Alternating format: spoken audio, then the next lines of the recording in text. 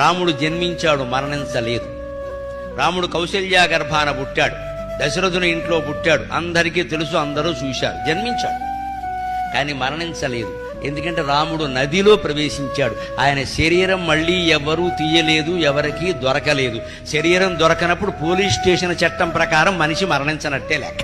మరణించాడు అని పోలీస్ స్టేషన్లో చెబితే మృతదేహం ఏదని అడుగుతారు ఖచ్చితంగా. మృతదేహం దొరకలేదు అంటే అనుమానాస్పదం అని పెడతారు. అక్కడ మరణించాడని చెప్పరు.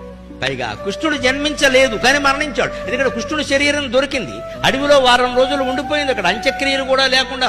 తర్వాత వెళ్ళి అర్జునుడు దహనం చేశాడు దాన్ని. శరీరం దొరికింది కానీ కృష్ణుడు జన్మించలేదు. ఎందుకంటే ఏ శరీరం కృష్ణుడు రూపంలో మరణించిందో ఆ శరీరంతో జన్మించలేదండి కృష్ణుడు. మీరు భాగవతం మూలం చదువుకుంటే అర్థమవుతుంది. దేవకీదేవి నొప్పులు పడుతూ ఉంటే బిడ్డ బయట పడకపోగా ఆవిడ నొప్పులు తగ్గిపోయాయి. చెరసాలలో ఆకాశంలో విష్ణువు కనబడ్డాడు. ఇదేమిటి అని చూసింది ఆవిడ. నన్ను భరించలేవు నువ్వు, అందుకే నేనే బయటకు వచ్చానడ.